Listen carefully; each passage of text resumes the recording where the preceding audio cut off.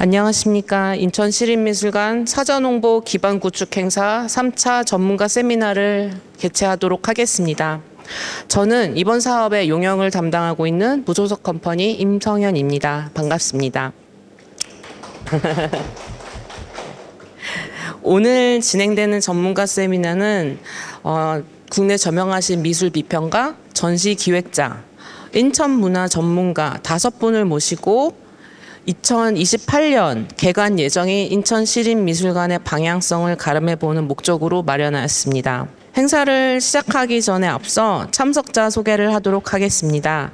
소개는 세미나 발제 순서로 하도록 하겠고요. 일어나시지 않고 그냥 자리에서 인사해 주시면 될 것 같습니다.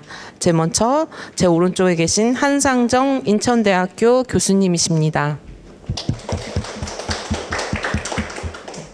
그리고 김복기 경기대학교 교수님이십니다. 그리고 김노암 아트스페이스 휴 대표님이십니다.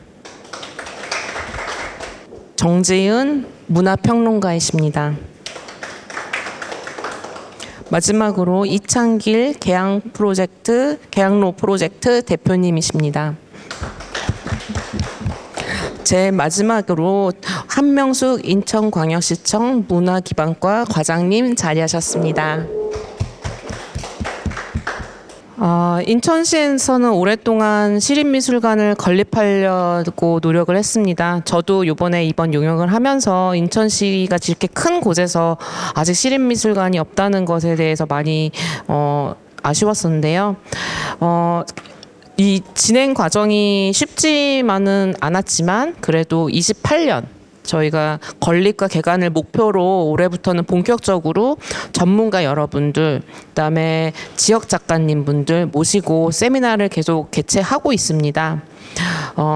미술관 운영 방향에 대한 연구 용역을 진행하면서 여러 가지 이야기들을 처음 듣고 시작하게 되었는데요.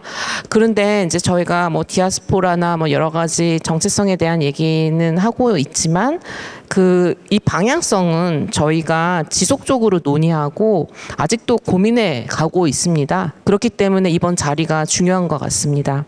그래서 오늘은 미래지향적이며 지속 가능한 미술관이라는 제목으로 우리가 어떤 방향성으로 인천시립미술관 어떻게 가야 될지에 대해서 학술적인 측면들 아니면 현실에서 정말 미술관을 가깝게 그다음에 인천을 가깝게 생각하시는 분들의 선생님들의 조언을 듣고 그것을 또 앞으로 미술관 건립에 많이 활용을 하고자 마련한 자리입니다.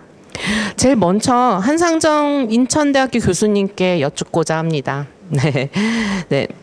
인천시립미술관이 시민들의 미술관, 모두의 미술관이라는 측면으로 지금 가치를 DEIA, 그러니까 이 포스터에도 저희가 나와 있는데요. 다양성, 형평성, 포용성, 접근성 이 슬로건을 고민을 하고 있습니다. 이런 가치에 대해서 어떤 의견을 갖고 계신지 어떻게 학술적으로 접근하면 좋을지에 대한 교수님의 고견 듣고 싶습니다. 저도 이제 이번 주제를 이제 말씀하셔서 이제 열심히 이제 서치를 해봤습니다. 이제 그랬더니 이 개념 자체는 그러니까 대표적으로는 그 미국의 박물관 협회에서 2015년부터 굉장히 중요한 전략으로 삼고 있는데 그 이유는 뭐냐면 어떻게 하면 미술관이 조금 더 지속 가능한가. 이고 그리고 그 지속 가능성을 고민하는 이유는 실제로 그 시민들의 요구가 굉장히 구체화되고 다양화되고 있다라는 측면을 반영하는 것 같습니다. 그래서 2015년부터 쭉 여러 미술관에서 그런 프로젝트들을 진행을 해왔을 뿐만 아니라 2022년에서 25년 이제 이 미국 미술관 협회의 전략 프레임워크에서도 반인종주의와 더불어서 가장 중요한 전략으로 내세우게 됐습니다. 그래서 이제 굉장히 중요한 개념이긴 하고요. 단지 이게 어떤 프로그램의 성격일 뿐만 아니라 하드웨어나 소프트웨어 그러니까 양쪽 모두를 포괄하는 개념이라고 보시면 됩니다. 그러니까 조직의 운영 원리에서부터 어떻게 보면 건축물의 건축 원리 또는 각종 프로그램이나 전시 기획, 뭐 교육 프로그램 이 모든 것에 들어가야 하는 원리라고 주창을 하고 있는 개념입니다. 근데 이제 흥미로운 사실은 이게 단지 미술관 협회의 전략일 뿐만 아니라 제가 서치를 하다 보니까 심지어 미국 재무부에서도 이 데이아 국이라는 어떤 그 사무소가 따로 있어서, 그러니까 심지어 재정을 조절하고 조율함에 있어서도 사용하는 원리 또는 전략으로도 사용되고 있더라고요. 그래서 굉장히 상당히 좀 어렵고도 필요한 영역의 전략이라고는 생각을 합니다. 근데 이제 저희가 그 다양성이라고 하면 그래도 뭐 다 따로 설명이 필요 없겠죠. 그러니까 우리가 다 다른 사람이다라는 걸 인정을 하는 거고, 형평성이라는 건 사실은 우리가 조건이 다 다르기 때문에 그냥 산술적인 평등을 가지고는 형평을 이야기할 수 없다라는 거고, 그리고 포용성이라는 것은 심지어 우리가 어떤 관점이 적대적이라고 할지라도 또는 자신의 권리들을 다 빼앗긴 사람이라고 할지라도 여기에서는 인정을 받아야 한다는 의미고, 접근성이라는 것은 이 모두가 접근할 수 있어야 된다라는 차원입니다. 제가 사실은 이 미술계를 떠난 지가 좀 오래돼서 잘 좀 감각이 떨어지긴 하지만, 작년에 제가 그 프랑스에 있는 그 쾌 브랜리라는 일종의 민속사 박물관이라고 해야 되나? 하여튼 그 박물관에 갔는데 굉장히 좀 너무 이것은 정말 부럽다라고 생각한 부분이 있었습니다. 그게 뭐냐면 이 올라가는 길이 계단이 없는 거예요. 그러니까 다 굉장히 낮은 경사로라서 누구라도 정말 접근 가능했고, 그리고 이 낮은 경사로에 접이식 의자가 벽에 있어가지고 필요할 때는 꺼내서 앉아서 누구라도 쉴 수 있게 되어 있었고, 또 전시를 소개하는 데서 이제 점자 소개글이 이렇게 쭉 붙어 있었습니다. 근데 점자 소개글이 붙어 있는 것 자체는 그렇게 놀라운 일은 아니라고도 볼 수 있는데, 그 점자의 옆에 이렇게 손때가 묻어 있는 거예요. 굉장히 많은 사람들이 이것을 만져갔다라는 걸 알 수 있을 정도로 이게 붙어 있어서 참 이렇게 사랑받는 미술관이었겠다, 박물관이었겠다, 이런 생각이 좀 들었었습니다.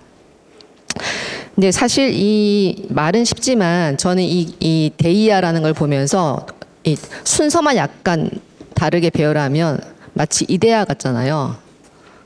플라톤의 이데아처럼 정말 어떻게 보면 아주 이상적이고 정말 다가가기 힘든, 현세에서는 이루기 힘들다라는 어떤 현세에 존재하지 않는, 어쩌면 그런 개념일 수 있다라는 생각이 들었습니다. 그러니까 지향성으로서 굉장히 중요한 가치이고 또 우리가 전략으로서 이제 고민해야 되는 부분이지만, 동시에 제가 느꼈던 감정은 하지만 약간 우리랑은 좀 동떨어져 있지 않는가라는 생각이었습니다. 그러니까 이 개념 자체가 문제가 있다라는 게 아니라, 예를 들어서 이런 세미나 방식, 그러니까 우리가 이제 지금 홍보 프로젝트 이제 이런 식으로 말씀하시는데, 결국 이게 뭐냐면 시립미술관을 우리가 어떻게 만들어 나가냐에 대해서 머리랑 힘을 모으는 단계라고 생각을 하거든요. 그러니까 28년에 개관한다라고 이제 계획되어 있지만, 사실은 지금 실시 설계에 들어가 있고 설계가 들어가고 나면 그다음 건드릴 수 없는 부분들도 굉장히 많죠.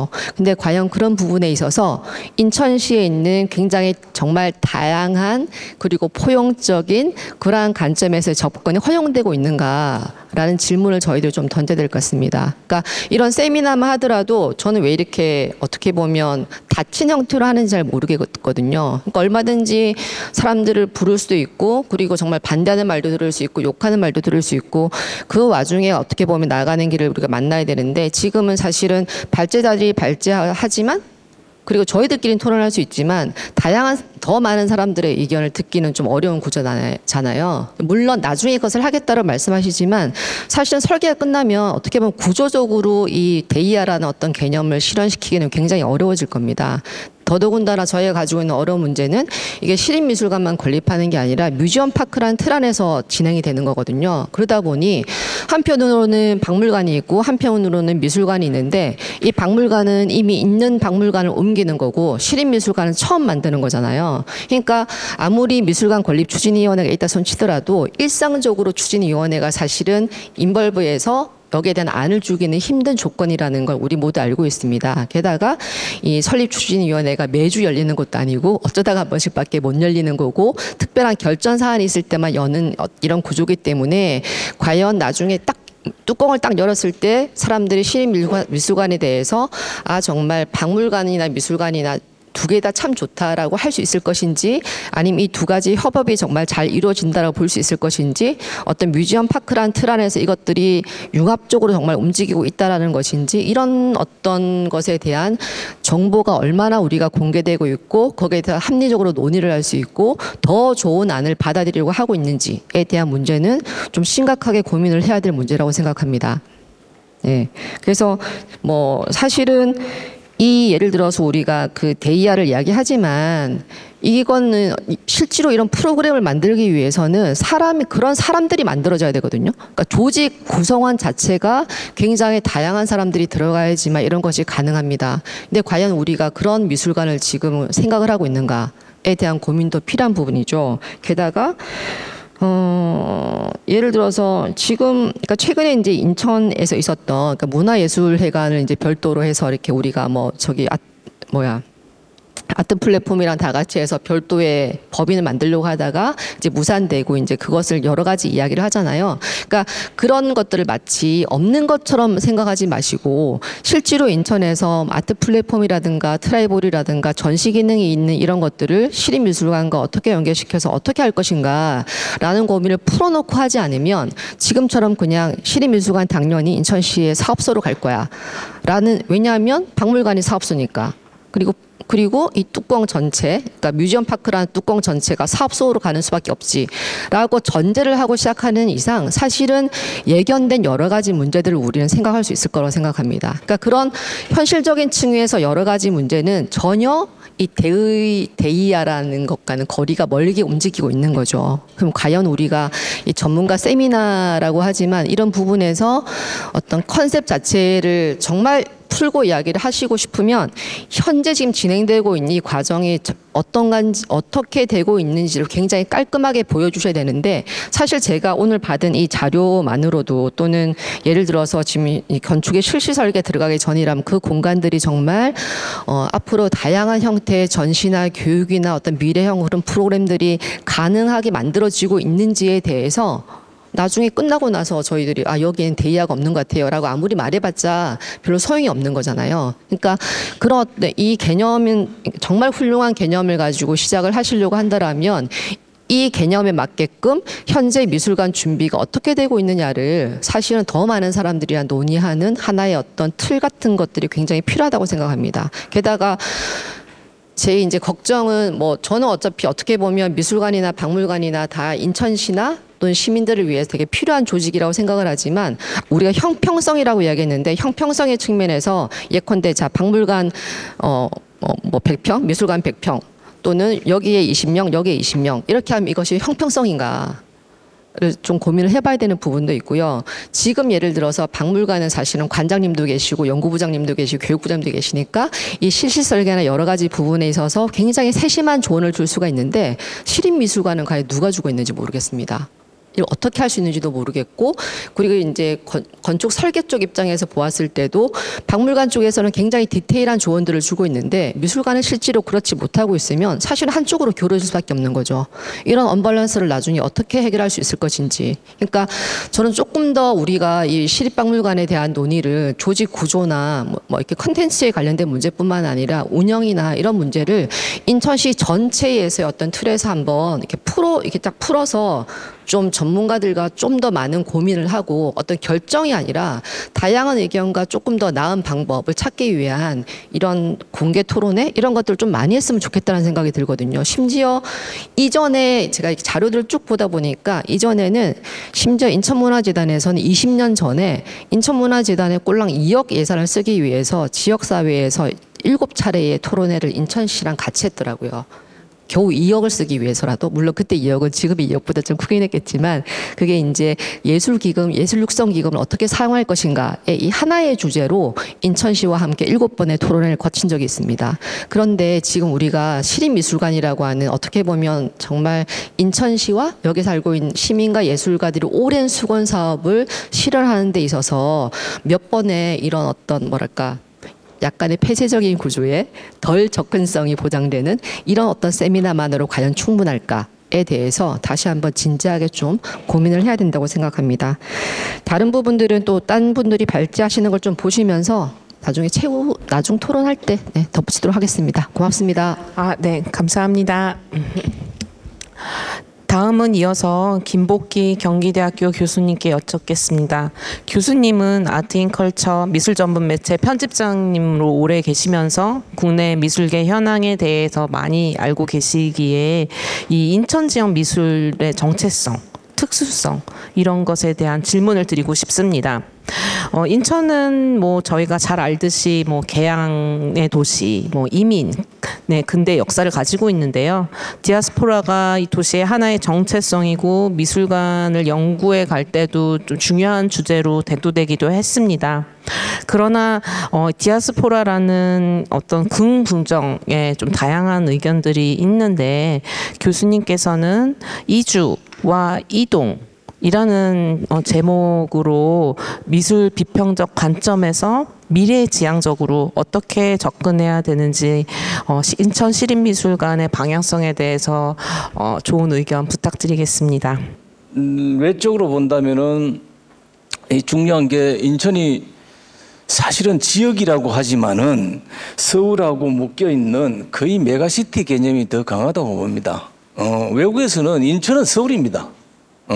그런 개념이 강하고, 그 다음에 또 미술 내적으로 보면은 지역 미술관의 역사가 지금 30년이 넘었습니다. 1992년에 광주 시립미술관을 제일 먼저 만들었습니다. 그러면은 지금 2028년에 개관한다면은, 광역시로서도 제일 넓고, 또 지금 지역미술관 으로 보도도 한 거의 뭐 춘천까지 지금 만들고 있으니까 상당히 뒤늦은 출발입니다. 이제 이거는 명백하게 좀 우리가 인식을 해야 될 것 같고, 그래서 어쨌든 간에 인천다운 미술관의 얼굴을 찾아보자, 성격 있는 미술관을 만들어 보자, 이제 이런 건데, 저는 조금 직접적으로 이 나중에 뭐 토론할 때 여러분들 의견하고 뭐 충돌이 생길 수도 있고 그렇겠지만 좀 직접적인 이야기를 좀 하고 싶습니다. 우선은 어쨌든 차별을 해야 된다는 건 분명하고, 그 다음에 차별을 하는데 이게 시립이라고 하는 공적 기관에서 이것을 끌고 갈 때에 지금 방금 나왔던 이게 뭐지요? 지금 흔히 많이 쓰는 지금 이 개념, DIA라고 했나? 이거는 요즘 모든 프로젝트의 그 제안서에 빠짐없이 등장하는 겁니다. 그래서 이거를 꼭 이렇게 내세워야 되는지 저는 사실 잘 모르겠어요. 그래서 어쨌든 간에 좀 이런 거 말고, 그러니까 그 일반적인 그 정치, 경제, 사회적인 그 문맥 관점 이런 것보다는 그래도 미술이기 때문에 조금은 더 문화지리학이랄까, 이런 장소 특정성이랄까, 이런 데 기초한 새로운 지역성을 좀 찾아야 되지 않겠는가, 이런 생각을 합니다. 그러니까 지금 미술관이라고 했을 때에 예를 들자면은 그 지역의 종합 미술관입니다. 가령 전남 도립이나 전남 지역을 커버하는 종합 미술관인. 다른 말로 얘기하면은 백과사전식 궁전 같은 그런 미술관이죠. 그런데 과연 그런 것을 그대로 해야 되는가? 난 이런 역발상을 좀 해야 되지 않겠는가, 이런 얘기를 좀 하고 싶어요. 그러니까 대한민국의 각 지역마다 그 지역을 대표하는 미술관이 있는 건 좋지만은 인천이 뒤늦게 출발한 이런 그 뭐 환경, 그 다음에 서울과의 관계 이런 걸 봤을 때는 지금 다른 지역에서 만들어지고 있는 그런 종합미술관의 성격을 꼭 가져야 되는가? 나는 안 그랬으면 좋겠다. 이런 생각을 조금 이따 또 할게요. 그랬으면 좋겠고요. 그래서 이거는 어차피 오늘날 사회가 지금 이제 인천이라는 이름을 달고 있는 하는 로컬리티를 전혀 무시할 수는 없지만은 나는 결론적으로 말해서 로컬리티와 글로벌리즘이 이제 섞여가지고 뭐 글로컬리즘이다 이런 쪽의 미술관을 지향을 한다면은 그래도 어쩌면 저는 51%를 글로벌적으로 갔으면 좋겠다는 게 제 입장입니다.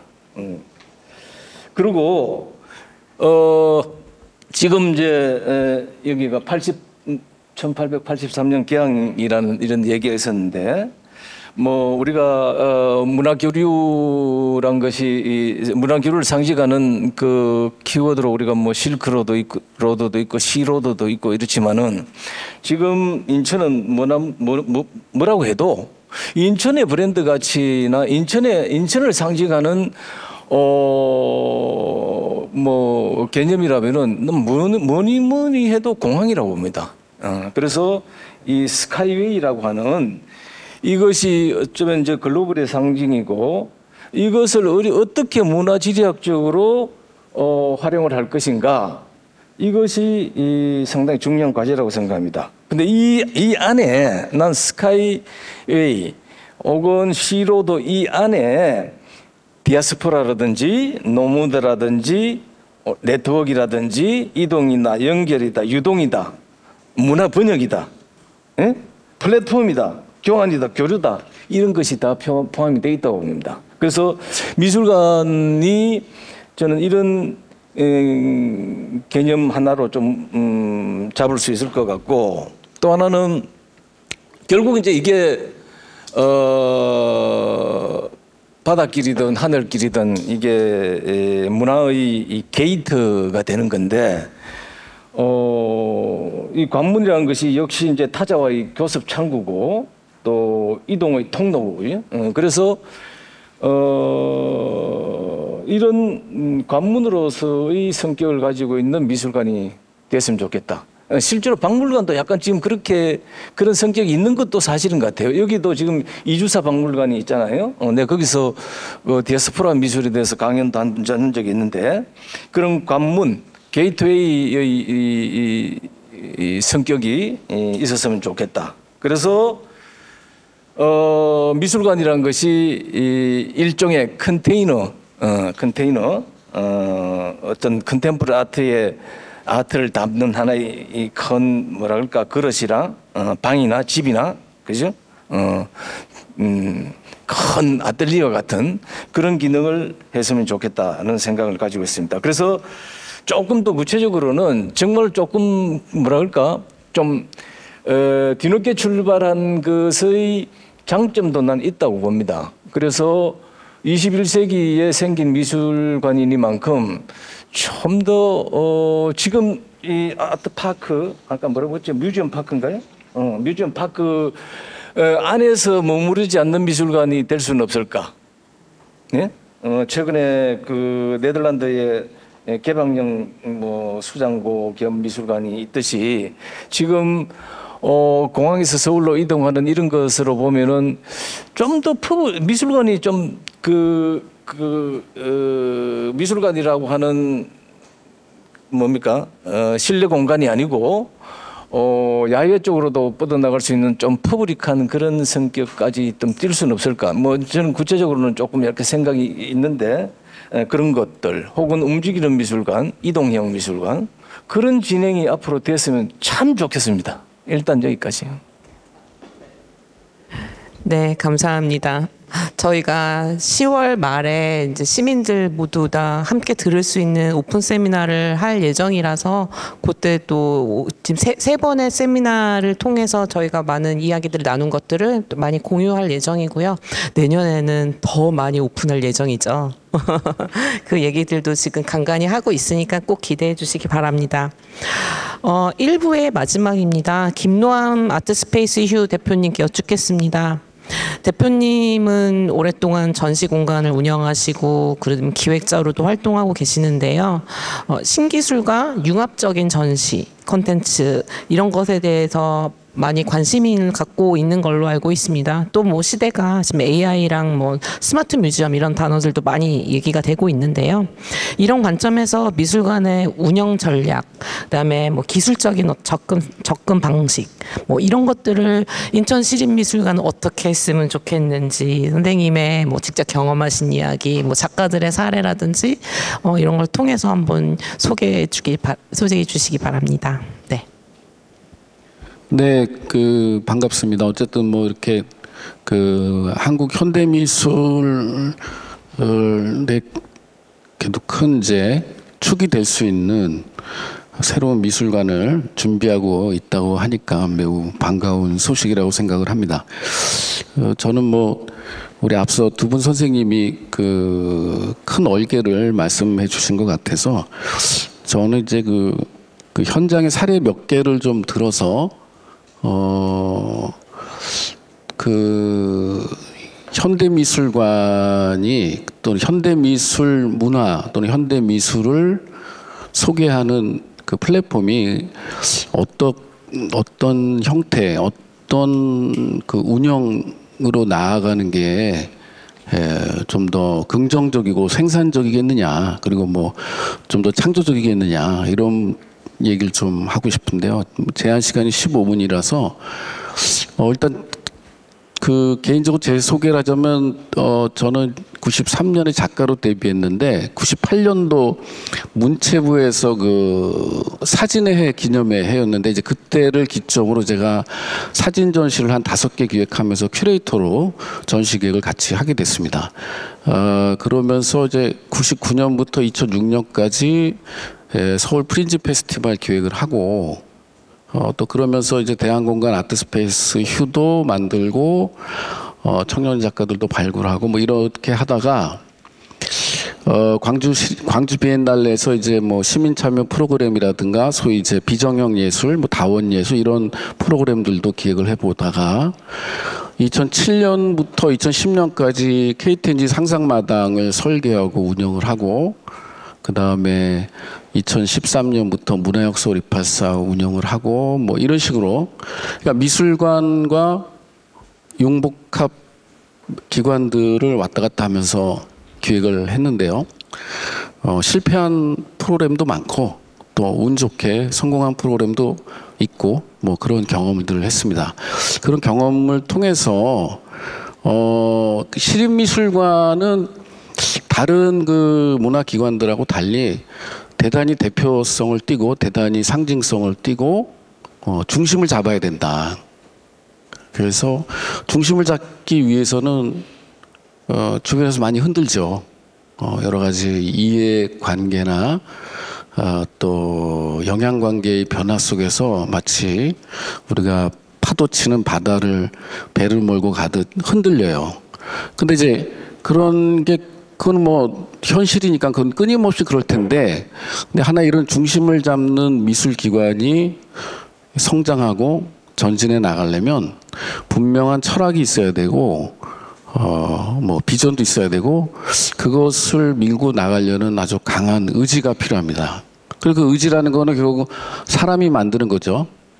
미술관 관장 또는 시의 문화 관련 의원들, 시의원들, 뭐 시장, 뭐 문학과 시 공무원들 이런 행정 쪽에 여러 가지 파트너들.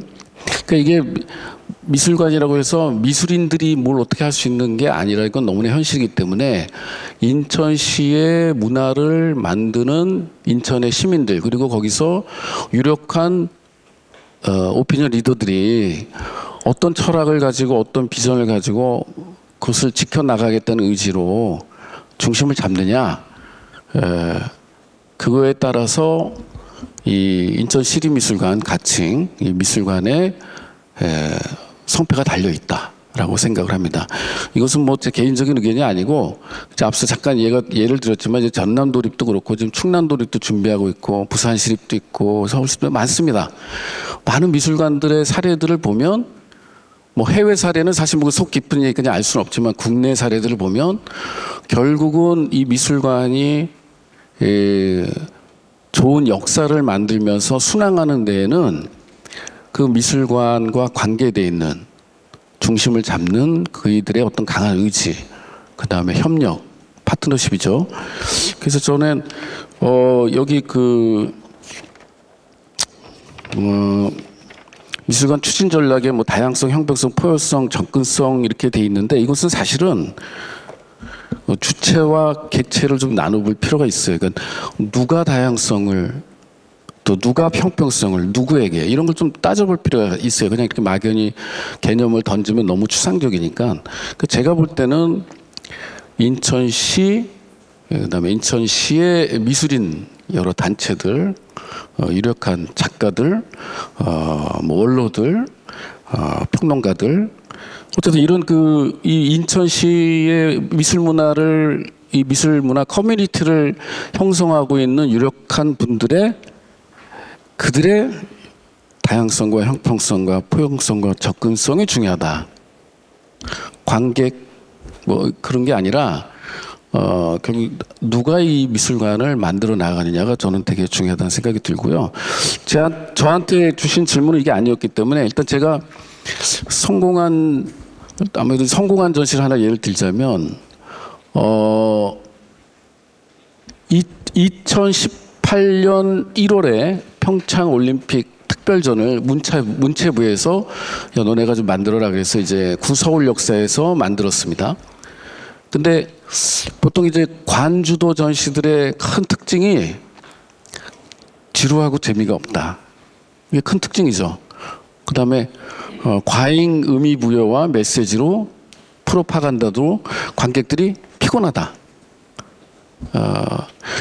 그래서 이제 물론 이제 평창 올림픽은 너무나 중요한 국가 행사였기 때문에 역시 이제 컨텐츠의 약 70% 정도는 이제 그러한 내용으로 구성되어 있지만 야 그래도 좀 새로운 걸 좀 해보자. 그래서 프로그램 중에 하나 만든 것이 2018년 딱 30년 전이죠. 1988년 서울 올림픽 볼런티어들 약 50명과 다 9세대, 다 7, 80대입니다. 그 다음에 평창 올림픽 2018년도에 볼런티어를 신청한 젊은 세대들 50명에서 100명의 인터뷰를 이렇게 영상 아카이브로 찍어서 촬영해서 상영회를 했어요. 그냥 뭐 거기엔 뭐 어떤 메시지가 있는 건 아니고 뭐 이렇게 해달라 무슨 사전 계획이 있었던 것도 아니고 그냥 30년 전 볼런티어들이 생각했던 국가관, 문화관, 봉사관 뭐 이런 거. 그 시대에 잘 행복한 게 뭔가, 충실하게 산다는 게 뭔가. 1988년도 볼런티어들의 생각. 그 다음에 2018년도에 한 세대 내지 두 세대 이후에 볼런티어들이 생각하는 국가관, 뭐 애국심이라고 할 수도 있죠. 봉사관. 또 행복한 삶이라는 게 뭔가. 뭐 올림픽의 의미가 뭔가. 이런 것들을 인터뷰를 쭉 병치해 놓은 전시였는데 제가 볼 때는 상당히 그게 의미가 있기도 하고 또 재미도 있었고 근데 사실 그런 사례를 뭐 항상 만들기는 어렵죠. 그래서 이제 이 미술관이 특히 국립미술관이 어떤 새로운 컨텐츠나 또는 새로운 파트너, 새로운 예술가, 새로운 형식을 작고 훨씬 유연하고 젊은 그 미술 기관들과 동일한 어떤 속도와 유연성으로 이렇게 같이 하기는 어려워요.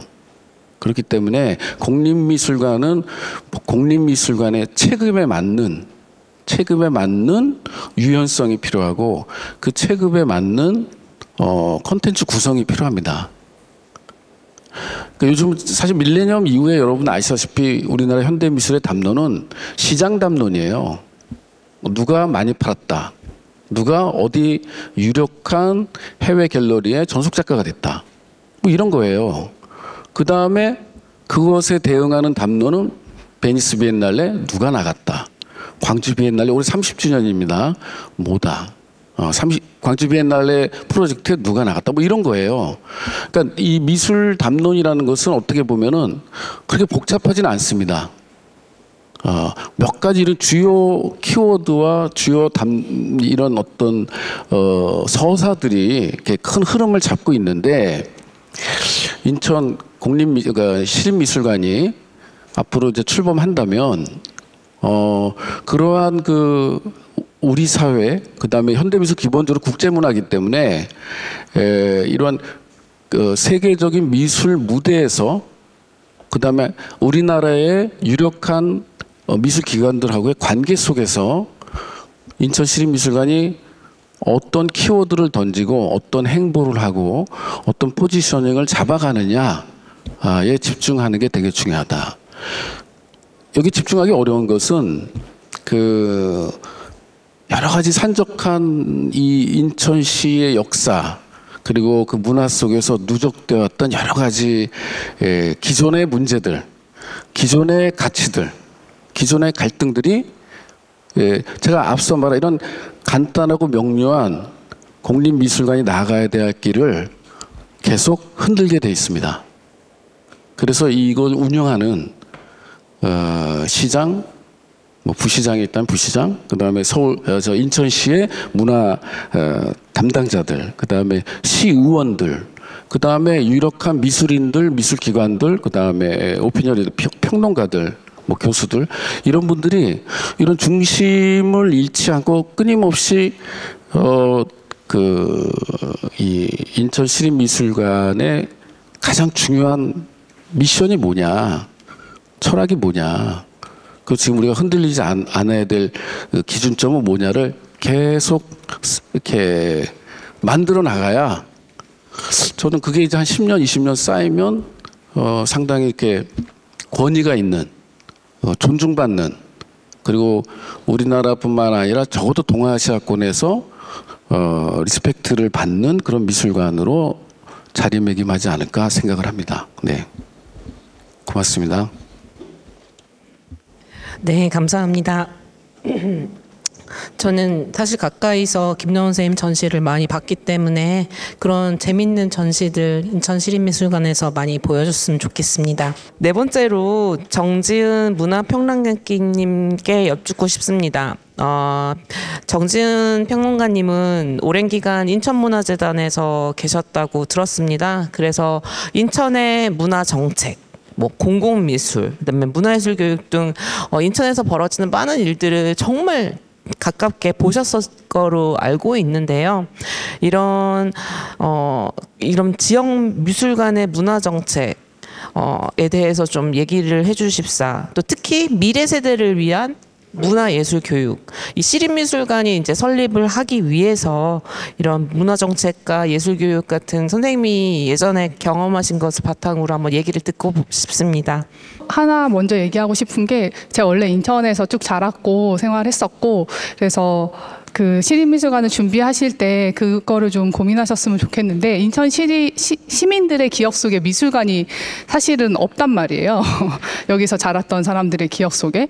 저도 사실은 그 학창 시절에 박물관을 간 적은 있지만 미술관은 없었고, 제가 일하던 동안에도 미술관은 건립한다는 이야기가 있었지만 거의 20년 가까운 세월 동안 해야 한다는 얘기만 있었고 여전히 건립이 안 돼 있고, 아직도 사실은 시간이 좀 많이 걸리는 일이어서, 사실은 시립미술관이 생긴다면 그것만으로도 물론 중요한 위상을 차지하겠지만, 준비하시는 동안은 이 미술관이라는 게 인천 시민들의 기억 속에는 인천의 미술관이 없는 거잖아요, 사실상. 그거를 어떻게 만들어갈지에 대한 것부터 고민을 좀 하면 좋겠다라는 생각이 있고요.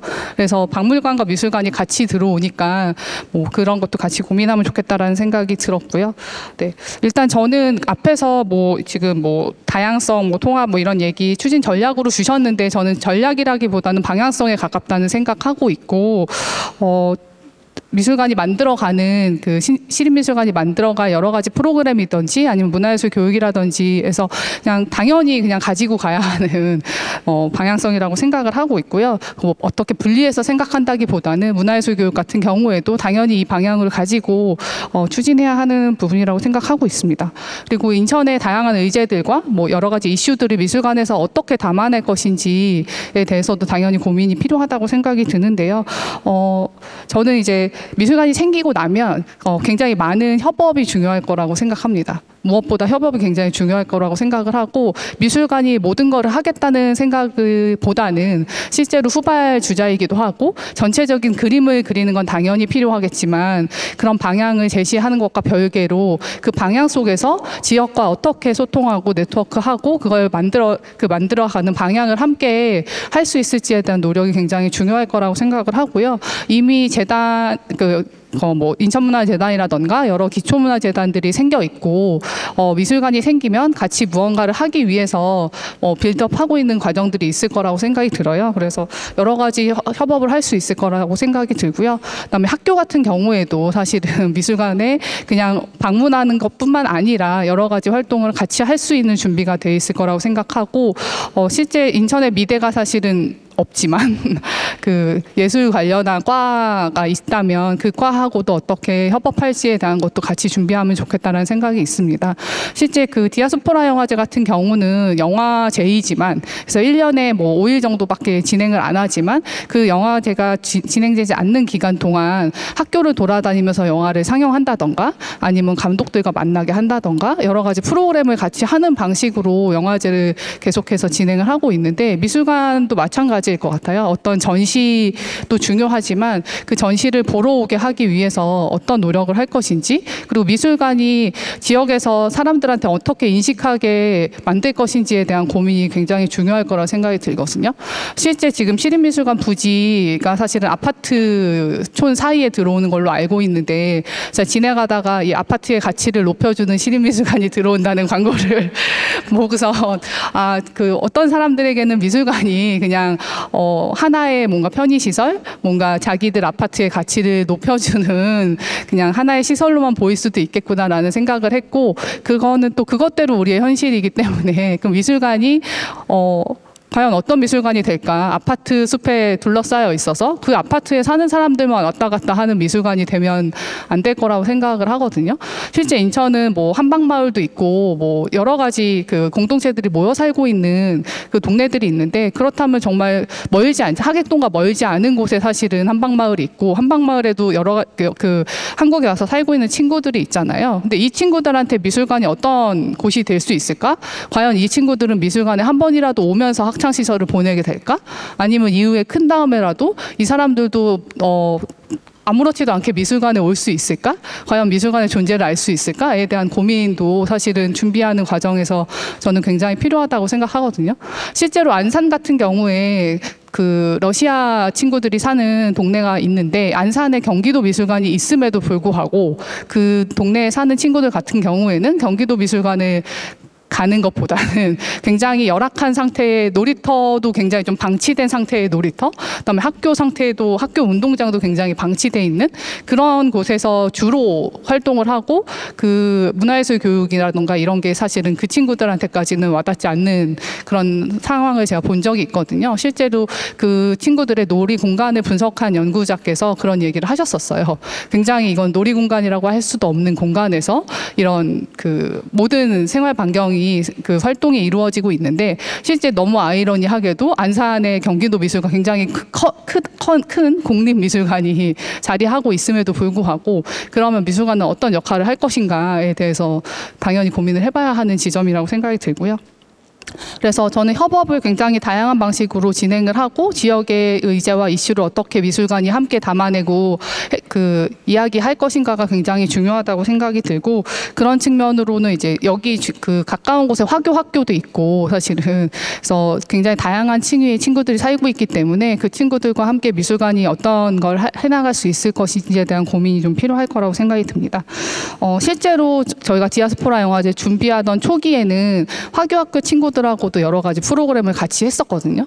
그래서 실제로 개막식 때 그 친구들이 이 동네를 돌아다니면서 찍은 영화를 개막식 때 여기 야외 광장에서 상영을 했었고 그래서 화교학교에서 모든 선생님과 학부모와 아이들과 이 동네에 사시는 분들이 다 오셔서 그때 자막이 4개 국어로 나갔어요. 한국어랑 중국어랑 뭐 영어랑 뭐 이렇게 해서 4개 국어로 나갔었는데 그 굉장히 만듦새도 엉성하고 사실은 뭐 이렇게 아이들이 만들었으니까 당연히 뭐 퀄리티가 높지는 않지만 이분들이 그때 오셔서 하셨던 말씀은 자기들이 이 동네에서 굉장히 오래 살았지만 한 번도 한국 사회에서 자기들한테 이런 식의 손을 내밀어 준 적이 없었고, 어떤 행사를 할 때 자기들을 초대해 주거나 함께 하자고 손 내밀어 준 적이 없었다. 그래서 거의 동네 장치처럼 그날 사실은 개막식이 좀 진행이 됐었는데, 그런 부분을 사실 저는 인천이기 때문에, 그리고 시립미술관이기 때문에 해야 하지 않을까라는 생각이 있고, 그런 부분에서 여러 가지 이미 진행되고 있는 행사나 프로그램들이 있기 때문에 미술관이 생긴다면 미술관이 할 수 있는 부분을 이런 기존의 행사들과 잘 연계해서 진행하는 것도 굉장히 큰 방식의 하나가 될 수 있을 거라고 생각하고, 뭐 영화제를 할 때 연계해서 어떤 전시를 할 수도 있을 것이고, 그거는 뭐 구체적인 디테일은 조금 더 고민해 보시면 좋겠다는 생각이 들고요. 네, 요새는 사실 미술관이 뭐 마르쉐 장터 같은 것도 미술관 앞에서 하고, 미술관이 굉장히 딱딱하고 근엄한 곳이 아니고 뭔가 어떤 플랫폼으로서 마당으로서 지역과 함께 할 수 있는 곳이 되어가고 있기 때문에, 저는 인천시립미술관이 늦게 생기는 만큼 인천 시민들한테 어떤 공간이 될지에 대한 그 상을 좀 더 많은 사람들한테 이야기를 듣고 그런 거를 좀 잘 담아낼 수 있는 플랫폼으로 기능하기를 바라겠습니다. 네, 이상입니다. 네, 감사합니다. 저희가 안 그래도 내년에는 어떻게 이 시립미술관을 알릴까 고민 많이 했는데, 디아스포라 영화제에서 먼저 제안을 주셨다고 생각이 듭니다. 다음은 이창길 계양로 프로젝트 대표님께 여쭙고 싶습니다. 저에게는 이창길 대표님이 이 로컬 크리에이터 씬에서 약간 이렇게 아버지 같은 좀 그런 분이신데요. 그런 대표적인 로컬 씬을, 특히 인천을 바탕으로 이렇게 형성하신 문화기획자로서 이 지역에 대한 경험과 생각을, 그다음에 노하우도 굉장히 많이 갖고 계실 거라고 믿고 있습니다. 그래서 인천 시립미술관 건립을 준비하는 이 단계에서 로컬의 좀 시각으로 한번 얘기를 해주시면 좋을 것 같아요. 그리고 저희 아직 공간을 만들지 않아서 당연히 사람들이 모르는 거일 수도 있지만, 어떻게 하면 좀 더 많은 시민들의 관심을 얻을 수 있을지 선배님으로서, 인천의 시민으로서 여쭙고 싶습니다. 저는 계양로 프로젝트를 하고 있는 이창길이라고 합니다. 반갑습니다. 이렇게 엄숙하고 근엄한 자리인지는 제가 모르고 왔습니다. 네. 그냥 제 생각을 좀 말씀드리면, 저는 일단 특별한 것을 해야 특별해진다고 생각합니다. 평범한 것을 계속 기획하면 평범해진다고 생각을 합니다. 대한민국은 저는 멋있는 나라라고 생각합니다. 전 세계 10위권이고 BTS도 있고 손흥민도 있고 되게 멋있는 국가고, 그러니까 대한민국에 살고 있는 많은 시민들 역시 이제는 과거와 다르게 굉장히 멋있는 것 같습니다. 이제는 통닭집 사장님 중에서 박사학위 소재도 많고요. 국밥집 사장님 중에서도 피아노 전공자도 수두룩한 시대가 된 것 같습니다.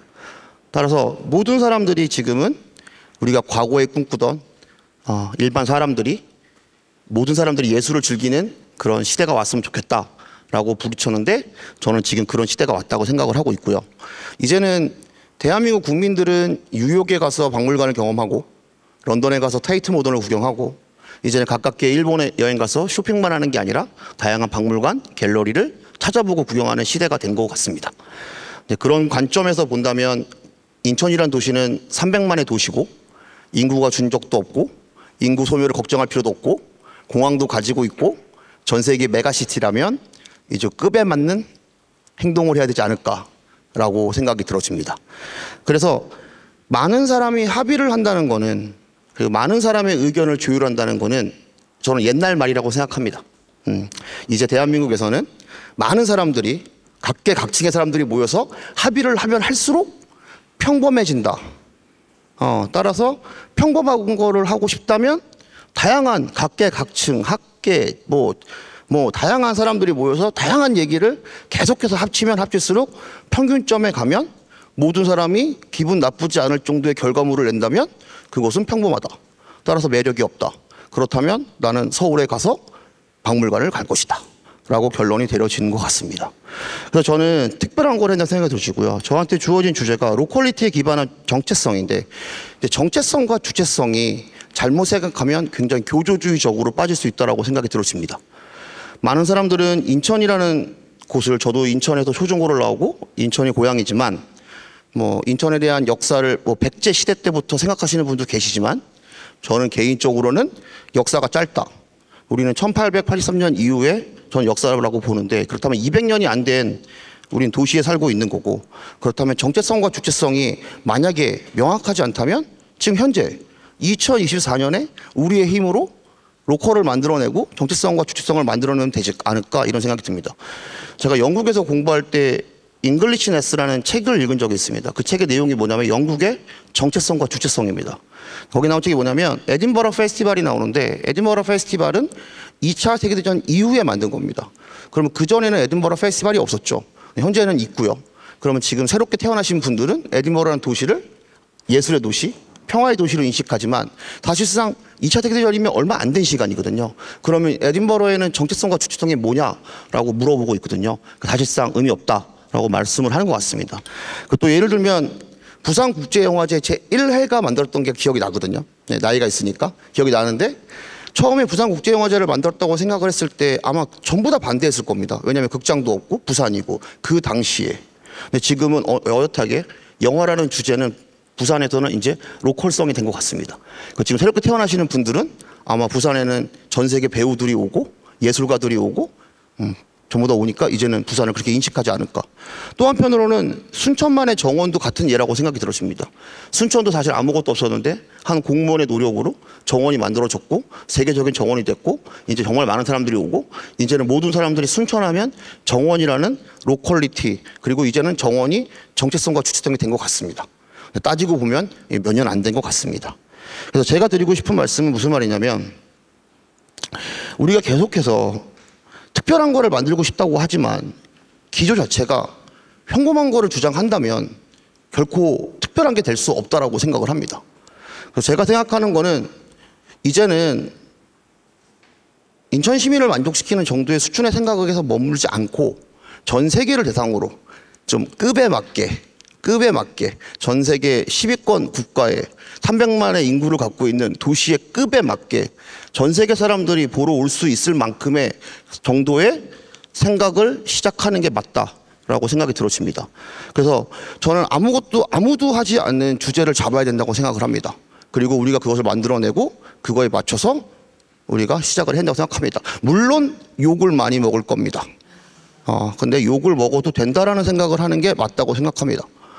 100명 중에 100명이 찬성하는 것은 결코 평범한 겁니다. 그냥 매력적이지 않습니다. 아마 100명 중에 최소한 80명 정도가 욕을 해야 멋진 작품이 나오지 않을까. 우리는 파리의 에펠탑이 처음 만들어졌을 때를 기억하고 있고, 영국 템즈강에, 런던 템즈강에 밀레니엄 브릿지가 처음 와졌을 때 수많은 사람들이 반대를 했습니다. 하지만 지금 24년이 지난 현 시점에서는 이제 어엿하게 템즈강에 하나의 다리로서 인정을 받게 됐고, 전 세계 사람들은 밀레니엄 브릿지를 걸어서 테이트 모던으로 걸어가고 구시가지와 신시가지를 연결하는 아주 멋진 다리가 되었습니다. 물론 처음에 영국 시민들은 엄청나게 반대했던 걸로 기억합니다. 따라서 결론적으로 말씀드리면, 계속해서 평범한 걸 고민하면 우리는 평범해질 것이고, 그 인천 시민들은 가까운 서울에 있는 갤러리로 갈 것 같습니다. 우리는 서울을 따라하면 안 됩니다. 절대로. 서울에서 하지 않는 것들, 서울을 따라하지 않고 우리만의 것을 해야 특별해질 수 있다고 생각이 들어집니다. 근데 그러려면 조금 용기가 필요합니다. 욕먹을 수 있는 용기. 그래서 그 용기를 모든 사람이 가졌으면 좋겠습니다. 쫄지 말고 한번 해봅시다. 감사합니다. 네, 감사합니다. 네. 진짜 그렇네요. 뭐 200년이 역사람 짧다고 생각하면 짧을 수 있는 역사가 인천인 것 같습니다. 뭐 플로에서 궁금하신 것도 있으실 것 같고, 그리고 또 아까 미처 다 말씀 못하신 아쉬운 부분 선생님들도 있으실 것 같아요. 먼저 플로의 질문 먼저 받아볼게요. 혹시 질문하고 싶으신 분들 있으신가요?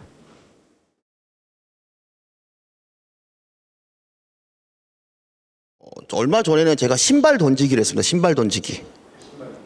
다 같이 모여서 어떤 거냐면, 많은 사람들이 지금 제가 보기엔 대한민국에 살고 있는 되게 많은 사람들이 다들 열심히 살지만 시대가 맞지 않아서 다들 힘듭니다. 제 주변 친구들 중에서도 열심히 살지만 다들 실패도 하고 돈도 못 벌고. 제 친구 중에 지금 서울에 있는 유명한 대학교 교수가 있는데, 건축학교 교수인데, 이 친구 얘기 들어보니까 지금 자기 제자들 중에서 취업 못한 친구들이 한두 명이 아니라고 합니다. 공부를 못해서, 실력이 없어서 저는 아니라고 생각합니다. 시대가 우리가 요 시대에 태어났고 요 시대의 대학생이 된 거죠. 그런 생각이 들어서 어떤 걸 하면 좋을까 고민하다가 아무도 힘을 들이지 않고 아무도 노력하지 않아도 되는 일이 뭐가 있을까? 누구나 하지 않아도 하는 게 뭐가 있을까? 누구나 바로 할 수 있는 게 뭐가 있을까? 곰곰이 생각해 보니까 신발 던지기가 생각이 났고, 그래서 다 같이 모여서 신발을 던져서 1등에게는 뭐 계양로 맥주 선물도 주고, 그다음 같이 놀기도 하고, 그때 무려 그 행사에, 말도 안 되는 행사에 300명이 왔습니다. 300명이. 300명이 되게 재밌게 놀았고, 더 재밌는 건 당연히 이 행사는 전국에 없죠. 왜냐면 제가 혼자 생각한 거니까. 그 행사가 지금은 많은 지역에서 이젠 저보고 와서 신발 던지기 행사를 해달랍니다. 말이 안 되는 거죠. 근데 저는 그때 300명이 모여가지고 그렇게 재밌게 노는 과정을 거쳐가면서 느꼈던 거는 뭐냐면, 사람들이 말하는 것들이 뭐냐면, 인천이라는 곳에서 이런 것들을 해줘서 고맙다라는 말을 진짜 많이 들었던 것 같습니다. 우리가 할 수 있는 거. 사실 신발 던지기가 인천이랑 관계는 없지만, 만약에 그 행사를 10년을 한다면, 20년을 한다면, 그런 어엿한 행사가 될 것 같고, 많은 사람들이 내년에는 한번 모여서 기네스북에 한번 등재라도 한번 해보려고 합니다. 되게 많은 사람들이 모여서 하는 거. 덤좀 더 발전시킬 수 있지 않을까요? 그럼 우리만의 축제가 되고, 우리 인천만이 되지 않을까요? 참고로 저는 2024년 저희 계양로 프로젝트의 슬로건은 뭐냐면 No Reference, 글로벌 스탠다드 인천입니다. 뭐냐면 더 이상 레퍼런스를 보지 않는다. 그리고 우리가 레퍼런스가 된다. 이제 더 이상 우리는 레퍼런스를 볼 필요 없다. 레퍼런스를 보면 이제 안 된다. 왜? 대한민국은 멋지고 인천은 멋있는 곳이기 때문입니다. 네, 저는 그렇게 생각합니다. 네, 감사합니다. 그럼 제가 좀 질문이 있는데요. 항상 보니까 제일 먼저 발자하신 분이 이제 생각을 많이 하시게 되니까 또 하고 싶은 이야기들이 많이 생기시는 것 같습니다. 그래서 한상정 교수님한테 질문 드리고 싶습니다. 교수님 아까 좀 더 이렇게 우리끼리만 있지 말고 좀 더 오픈된 그런 자리들을 많이 만들자라고 말씀하셨는데, 혹시 선생님이 생각하시는 좀 좋은 예라든지 아니면 이렇게 했으면 좋겠다 뭐 이런 의견이 있으신지 궁금하기도 하고요. 아니면 또 아까 발표하셨을 때 말씀하셨을 때 조금 부족하신 부분 있으면 더해서 말씀해 주셔도 좋을 것 같습니다. 교수님. 네, 저희 내년에 어떻게 하면 좋을까요? 내년에 어떻게 하면 시민들과 더 많이 오픈된 상태로 만나면 좋을까요? 저는 그냥 이제 예컨대 제 걱정은 이런 것 같아요. 지금 이제 기본 설계 용역이 보니까 이제 끝난 것 같고, 아마 실시 설계로 들어가게 될 텐데, 일단은 실시 설계에 들어가고 삽을 뜨면 사실은 그다음부터 구조 변경은 불가능하잖아요. 그러니까 그 예컨대 전시 공간이나 프로그램 공간이나 그 다양한 공간들이 정말 향후 우리가 10년, 20년을 내다보고 잘 설계가 된 것인가를 한 번은 점검하는 기회가 좀 필요하다는 생각이 들거든요. 물론 건립추진위원회 분들이 열심히 보고 계시긴 하지만 혹시나 그래도 그분들이 보지 못하는 사각이 있을 수도 있고 또 미처 고민하지 못한 영역이 있을 수도 있고, 그렇기 때문에 그런 부분들을 좀 별개로 한번 의견을 좀 들어보는 자리가 좀 필요하지 않을까 같은 생각이 듭니다. 그런 여러 번의 과정을, 예를 들어서 지금도 제가 이걸 보고 이거를 좀 보기 힘들다라는 생각이 드는 게 뭐냐면, 이건 지금 뮤지엄 파크 전체에서 또 시립미술관 전시 공간만 따로 들어있는 거예요. 그러니까 또 어떻게 보면 이 뮤지엄 파크라는 것 자체가 시립미술관의 일종의 특성이 될 수 있는 거죠. 그러니까 박물관과 미술관이 같이 있으면서 이것들이 어떻게 시너지 효과를 낼 수 있지? 이런 고민을 우리가 해볼 수 있는데, 이 딱 보면 공간이 이것 자체도 별개로 있으니까 사실은 이게 통합적으로 어떻게 움직이고 할 수 있는지가 전혀 보이지 않는 거죠. 근데 두 가지가 통합적으로 움직이려고 하면 사실 설계부터 통합적으로 들어가야 되는 거라고 생각을 하는데, 과연 그런 부분들이 얼마나 공유가 되고 있는지 궁금하기도 하고, 네. 그래서 주제별로 이렇게 모아서 한번 자문회의나 토론회를 한번 해보는 게 어떨까 싶은 생각이 듭니다. 그리고 아까 이제 정지현 선생님도 말씀하셨지만 사실은 인천이 가지고 있는 굉장히 많은 커뮤니티들이 있는데, 그러니까 여러 커뮤니티 입장에서 이 시립미술관을 어떻게 바라보고 있는가 이런 것들도 한번 들어볼 필요는 있을 것 같아요. 그러니까 물론 미술관이 어떻게 보면 메인 오디언스는 미술가들이나 예술가들이나 아티스트일 수 있지만 사실은 아까도 뭐 그 DIA 뭐 저런 이야기하면서 그런 고민을 하는 가장 큰 이유는 뭐냐면 이제는 시민들이 웬만한 거에 만족하지 않는다라는 거거든요. 웬만해서는 시민들의 눈을 채울 수가 없습니다. 그리고 비판의식도 굉장히 크고, 그리고 미술관까지 꼭 가지 않아도 놀고 공부할거리들은 사실 널려 있거든요. 그러면 미술관은 과연 어떤 방식으로 인천 시민들을 끌어들이고 같이 뭔가를 할 수 있게끔 만들 것이냐에 대한 고민을 미리 하고 공간 설계에 들어가는 거고, 물론 뭐 보니까 공간 설계회사 굉장히 전문적인 곳이라서 뭐 여러 가지 측면을 고안을 하셨겠지만 그래도 인천에서 우리가 좀 고민해 볼 수 있는 여러 가지 영역들이 좀 충분히 들어가 있는지 이런 것들을 한 번 더 좀 많이 점검을 좀 해봐야 될 것 같고, 그리고 실질적으로는 제 고민은 현재 이런 구조에서는 이 그러니까 제가 이제 계속 자문을 좀 많이 했으면 좋겠다고 생각을 하는 건, 실제 이 구조에서는 박물관 대비 미술관에서 좋은 의견을 넣기가 좀 힘든 구조인 것 같습니다. 예. 아무래도 거기는 관장님도 계시고, 아까도 말씀드렸지만 예컨대 관장님께서 보시고 이거 우리 박물관에서 뭐 한 10년 내에 이런 것들을 좀 하고 싶을 것 같은데 이 공간만으로는 좀 부족할 것 같다라든가, 공간의 위치가 좀 바뀌어야 될 것 같다든가, 동선이 정확하지 않을 것 같다든가 이런 이야기를 하시면 굉장히 빨리 반영될 수 있겠지만, 현재 관장도 없는 이 시립미술관 준비팀에서 이런 것들을 제기를 했을 때 그것이 얼마나 적극적으로 반영이 될지 이런 것들은 좀 고민이거든요. 예. 그래서 삽뜨기 전에 꼭, 예, 그 시공하기 전에 꼭 한번 점검해 볼 필요가 있다라는 거고, 또 뭐 저번에도 계속 그 다른 시립미술관 관장님들이나 이런 분들의 조언을 많이 들으셨다고 하지만 실제로 향후에 미술관들이 어떻게 될 것인가, 정말 옛날과 똑같은 미술관 기능에 멈출 것인가 생각해 보면 전혀 그렇지 않을 것 같거든요. 아마도 굉장히 많이 바뀔 것 같은데 그런 것들이 다 여기에 들어갈 수 있을 것인가에 대한 고민들도 좀 더 많이 나눴으면 좋겠습니다. 저는 그러면 옆에 계신 김복기 선생님한테 다시 한번 질문 드리고 싶습니다. 아까 시간 때문에 많이 말씀 못 하시지 않았나 싶어서 그런데요. 선생님께서 되게 이 인천이 50%는 글로벌로 하자. 어차피 공항의 도시 아니냐.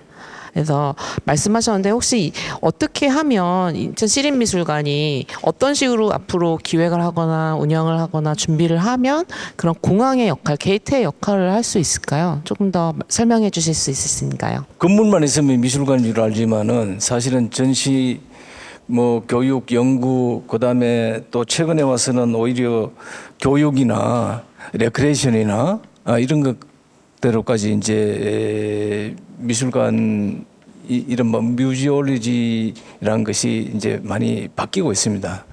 그러니까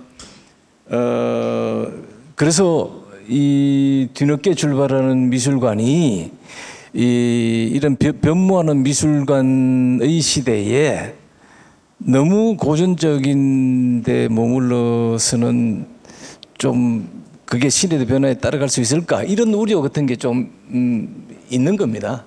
그래서 그럼에도 불구하고 미술관이 가져야 할 기본적인 기능 같은 것들을 기본적으로 해야 되죠. 사실은 그 기본적으로 한다는 것도 쉽지는 않습니다. 아까 지역민들 교육 문제나 이런 것들.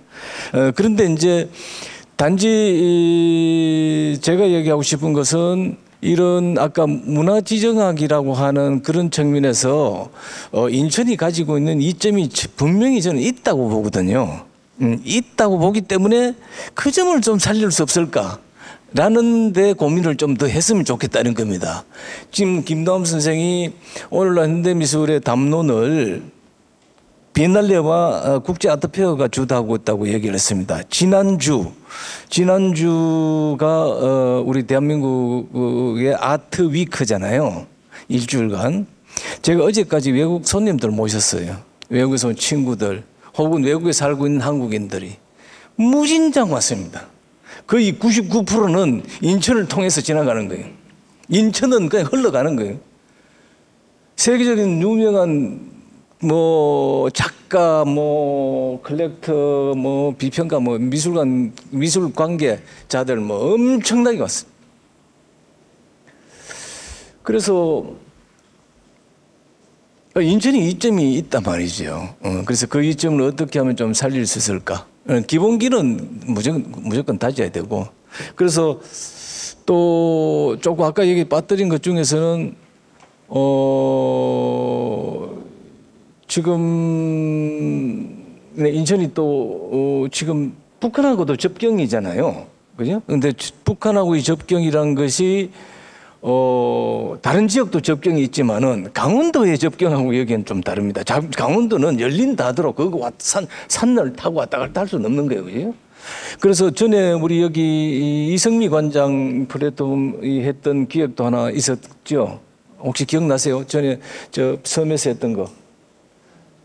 강화도에 있었던 거, 뭐 그런 거라든지, 우리 또 내부적으로도 뭐 통일시대에 대비하는 그런 또 좀 필요한 것 같고, 또 디아스포라도 오늘날의 디아스포라를 본다면은 예를 들자면은 6.25 이후에 제가 알기로는 인천이 타 지역 사람들이 많은 지역이고, 지금도 사실은 서울에 직장을 가지고 있으면서 여기를 베드타운으로 이용하는 젊은 세대도 많고, 그렇기 때문에 이제 디아스포라가 딴 데보다 좀 특이한 지역이라고 나는 보고 있습니다. 이게 또 이제 그런 데 초점을 맞추고 내부적으로 해야 될 일도 있겠죠. 그러나 전체적으로는 인천이 미술 자체로 보면 인천의 미술이라는 것은 색깔이 없을 수밖에 난 없다고 봅니다.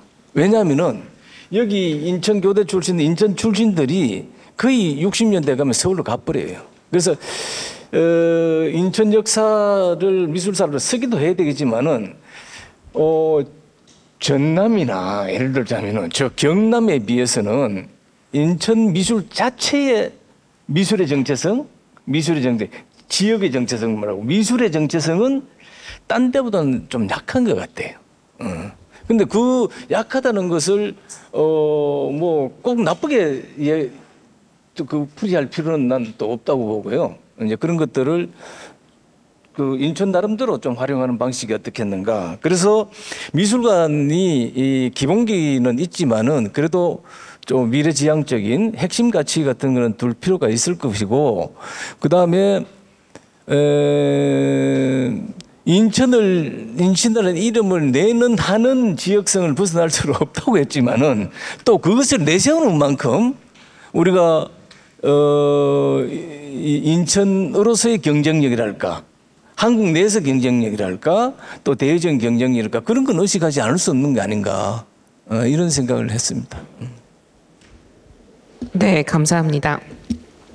혹시 또 질문 없으시면 제가 계속 질문 연결해서 해보겠습니다. 저 김노함 선생님한테 질문 드리고 싶습니다. 사실 저희 사전에 AI에 관련 신기술에 대한 스마트 미술관 뭐 이런 거에 대한 질문을 좀 드리긴 했었는데, 아까 이제 그거보다는 더 급하게 말씀하시고 싶으셨던 게 있으셨던 것 같아요. 선생님, 저희 인천시립미술관 스마트 미술관 될 수 있을까요? 전 세계를 다 볼 건 없고 그냥 동아시아를 보면 우리나라가 그 산업적으로나 과학기술적으로 상당히 균형감 있게 발전한 나라예요. 그래서 굳이 미술 분야가 아니어도 우리가 어떤 목표를 설정하고 그것을 구현하기 위해서 구체적인 방법론을 찾는다면은 사실은 굉장히 훌륭한 과학기술적 인프라나 파트너들이 다 있습니다. 우리가 이제 코로나 시기에도 사실은 상당히 이제 성공적으로 어떤 다양한 스마트 기술을 활용해가지고 사실은 이 정상적인 이 사회 운영을 다 해왔거든요. 저는 개인적으로 2001년 그 전으로 코로나 직후에 이제 LG 시그니처하고 사이버 뮤지엄 프로젝트를 진행한 적이 있어요. 한 11개월 정도. 그래서 이제 김한기 미술관, 환기미술관의 환기미술, 김한기 작가의 작업 콘텐츠를 가지고 그걸 이제 온라인상으로 어떻게 경험할 수 있는가 이런 것도 이제 개발하고, 그 다음에 이제 그 직후에 뭐 NFT니 뭐니 이러면서 소위 증강현실이니 뭐 이런 소위 디지털 기술하고 영상 기술, 그 다음에 이제 내러티브 여러 가지 이런 것들이 다 종합된 그러한 것들을 우리가 다 활용해 왔어요. 근데 이제 이렇게 이제 우리 사회가 발전시켜온 여러 가지 이런 IT 문화라든가 이제 스마트 기술들이 미술관 프로그램이나 이렇게 실제 구체적인 전시 프로그램에 들어오기 위해서는 좀 여러 가지 고민들을 좀 할 필요가 있어요. 그 중에 하나가 뭐냐면 이게 예산만 있다고 되는 문제도 아니고, 일단 미술관 조직 자체가 그러한 우리 사회에서 그렇게 구축해온 그런 첨단 기술들을 수용할 수 있는 이 문화가 돼 있느냐, 또는 여러 가지 구조적으로 또 조직이나 여러 가지 행정 문제라든가 이런 것들이 그런 지금 주변에서 막 벌어지고 있는 새로운 어떤 그런 인터페이스를 활용한 그런 기술들을 바로바로 가져올 수 있느냐, 쉬운 문제는 아니에요. 이게 왜 그러냐면 사실은 이 국공립 미술관들은 무거워요. 예산 운영부터 이 성격 자체가 무거운 조직입니다. 그런데 스마트 기술이라든가 스마트 문화는 굉장히 빨라요. 그리고 관객들은 이미 일상 속에서 그러한 스마트 기술과 문화를 경험하고 있기 때문에 몸이 무거운 미술관에 들어왔을 때 그 기술성만으로 관객들에게 감동을 줄 수가 없습니다. 그러니까 사실은 소위 우리가 증강현실이라든가 가상현실들을 미술관 전시 프로그램 많이 가져왔지만 그렇게 성공하지 못한 이유 중에 하나가 그거를 기술로 전시의 완성도 내지 관객 만족도를 주려고 한 게 실패다. 결국 기술은 거두는 거지, 스마트 기술은 거두는 거예요. 결국 그 기술을 어떤 아이디어나 어떤 상상력을 가지고 그게 이제 큐레이터가 됐든 테크니션이 됐든 아티스트가 됐든, 그 다음에 그들의 어떤 상상력이 실제 구현되기 위해서는 미술관 내에 있는 여러 가지 조직들이 지원을 해줘야 되거든요. 근데 밝힐 수는 없지만 많은 국공립 미술관들의 조직 구도를 보면 일단 최근에 우리나라 미술관의 수장인 관장의 직급이 계속 낮아지고 있어요. 그 다음에 미술을 전공한 전문가가 아니라 행정 공무원이 관장으로 온단 말이에요. 단적으로 지자체 미술관들의 직급은 과장급이에요. 그리고 조직도로 보면 출장소로 잡혀 있어. 자, 그럼 이런 데에서 혁신적이고 새로운 기술을 빨리빨리 받아오려면 의사결정이 빨라야 되고 결제가 빨라야 되고 예산 집행이 빨라야 되는데 미술관을 운영하는 수장 자체 직급이 그렇게 낮고 권한이 없다면 당연히 그거 제대로 진행이 안 되는 거예요. 그래서 사실은 제가 앞서 말씀드린 것처럼 예를 들면은 지금 우리가 이제 주 관심사가 저한테 얘기가 들어온 거는, 제가 관심 가졌던 건 이제 이 인공지능 오픈 AI라는 이 챗 GPT라는, 이게 정말 우리 시대 기술의 상징인데, 이 기술은 굉장히 위험한 기술이죠. 사실 우리가 SF적 상상력을 발휘하든 안 하든 굉장히 우려를 많이 낳고 있는 기술이고 문화란 말이에요. 그러면은 이것을 우리가 그냥 예술가들이 어떤 표현의 도구로서 쓰기에 상당히 고민을 많이 해야 될 그런 기술이기 때문에 이러한 것들을 미술관에 사실 전시만 하는 게 아니라 교육 기능이 있단 말이에요. 그다음에 과거와 현재의 어떤 문화적 어떤 그 성과들, 문화적 어떤 유산들을 미래 세대에게 잘 전승해야 될 의무가 있어요. 그 미술관의 기능 중에 하나고, 또 아시다시피 이제는 뭐 탈학교부터 해가지고 소위 이제 우리가 근대 시대에 구축해 왔던 교육 제도도 지금 다 해체되고 있단 말이에요. 그 새로운 교육 문화나 시스템이 필요한 시기에 사실은 미술관이나 박물관들이 굉장히 중요한 그런 문화교육의 담당자로 더 위상이 높아지고 있단 말이에요. 이런 것들을 생각해 보면 사실은 우리가 시립미술관, 국공립미술관이라는 이 장치, 이 사회적 도구, 이것을, 이 제도적 도구를 우리가 매우 피상적으로 접근하고 있다. 그러니까 결국 이제 이 오픈 AI 그 여기서 제일 중요한 게 이제 결국 AI와 어떻게 그 상호작용하느냐의 문제거든요. 대화하는 거거든요, 사실 대화. 예. 그래서 이제 AI를 가장 잘 활용하기 위해서는 AI에게 좋은 질문을 해야 돼요. 좋은 질문을 해야 돼요. 그게 제일 중요한 기술인데, 우리 사회가 좋은 질문하는 문화를, 역량을 키우지 않았어요. 예. 그러니까 AI 기술에서 가장 중요한 건 좋은 질문을 해서 그 AI가 그 좋은 질문에 맞는 답을 찾게끔 하는 게 가장 중요한데, 우리가 좋은 질문을 하는 그런 훈련을 받아왔느냐? 그렇지 못하다는 거예요.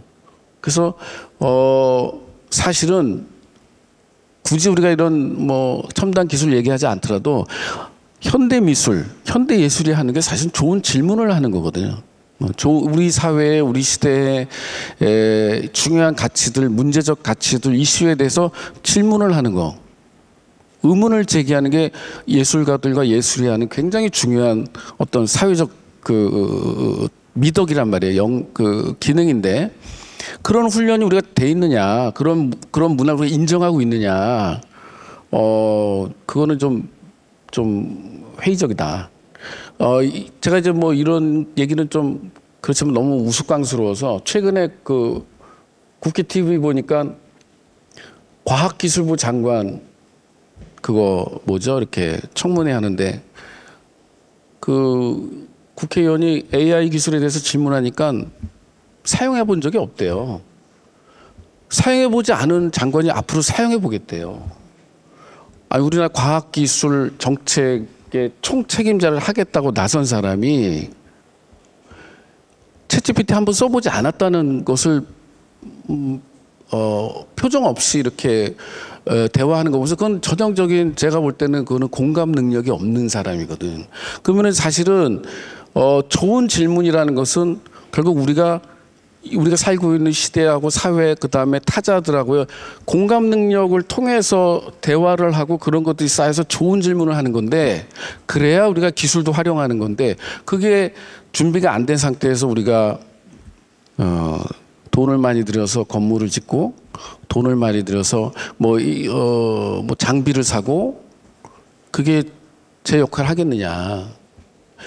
우리 김복기 선생님 잘 아시겠지만 2000년도에 서울 미디어 비엔날레 1회 때 예산이, 엄청난 예산이 들어갔어요.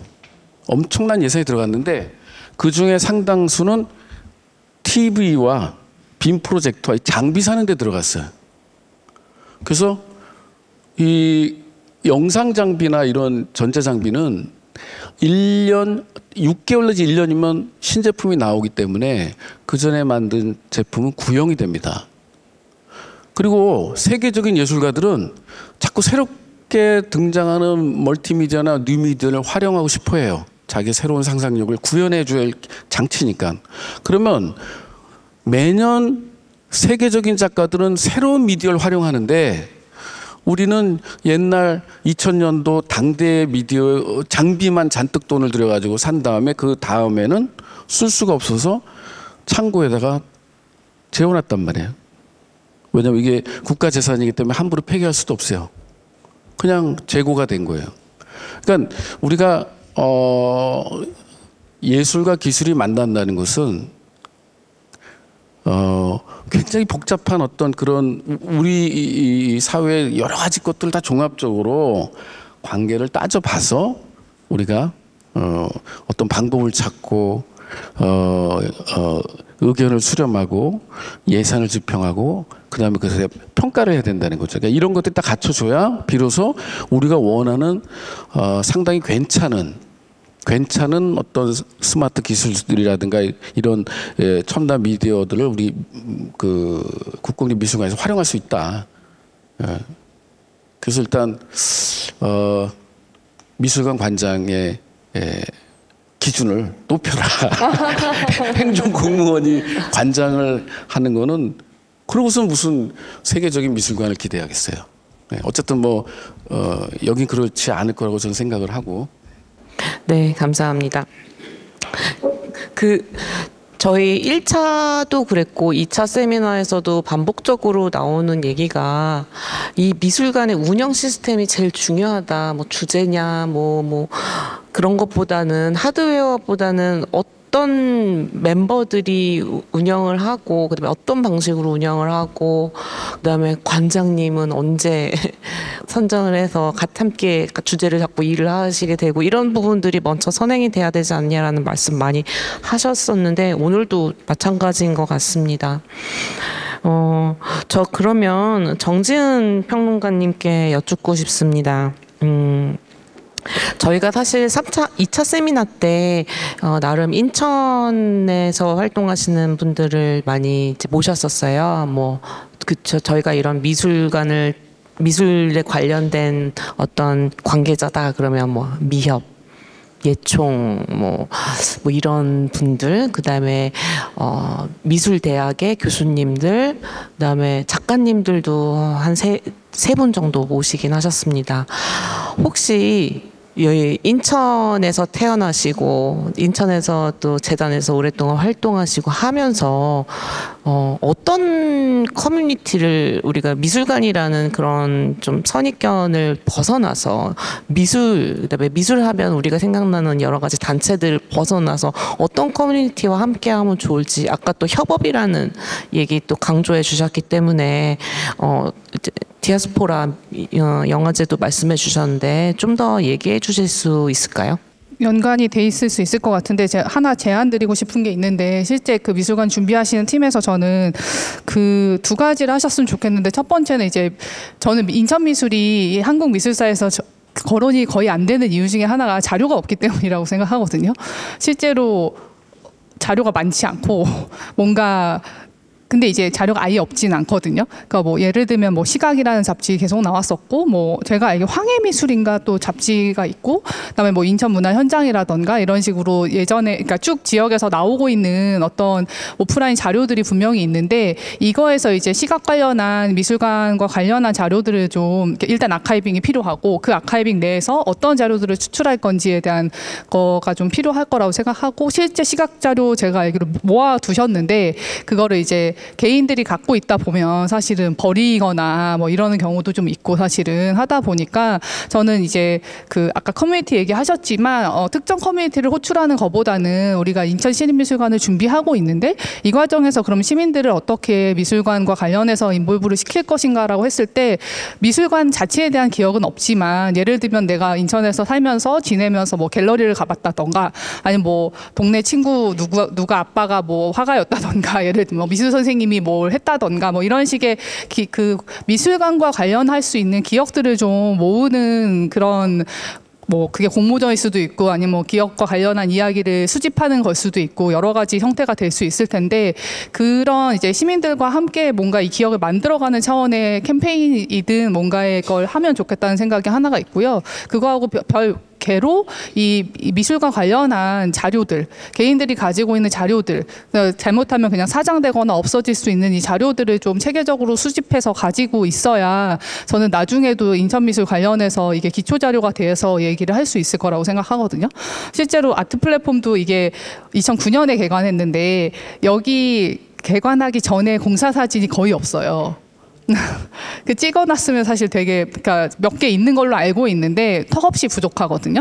그러니까 공식적으로 뭔가 기록을 이런 이 미술관 같은 경우도 짓는 거라던가 뭐 이런 거를 공식적으로 기록하는 것과 기록하지 않는 거 굉장히 차이가 많고 실제로 이 미술관이 지금 굉장히 오랜 시간 동안 이야기가 되고 있는데 이 미술관을 이렇게 준비하는 과정 자체에 대한 아카이브도 저는 되게 중요할 거라고 생각하거든요. 그래서 이 준비하는 기간 동안 하지 않으면 사실은 이거는 나중에 누가 다시 찾아서 하기 너무 어렵고 근데 준비하는 기간 동안은 사실 그렇게 어렵지 않게 할 수 있는 일이기 때문에 그런 부분에 있어서 조금 방식을 해서 이렇게 모은 자료를 예를 들면 시립미술관 개관하기 전에 뭔가 가상의 뭐 플랫폼이라든가 스튜디오를 오픈하는 프로젝트를 한다든지 이런 식으로 이 사전에 오픈 행사하고도 이런 걸 좀 연계하는 방식으로 조금 모두 각자의 기억을 좀 모으고 이 기억을 어떻게 여기에 담을 건지에 대한 이야기를 좀 미술관이 해야 하지 않을까라는 생각이 듭니다. 네, 감사합니다.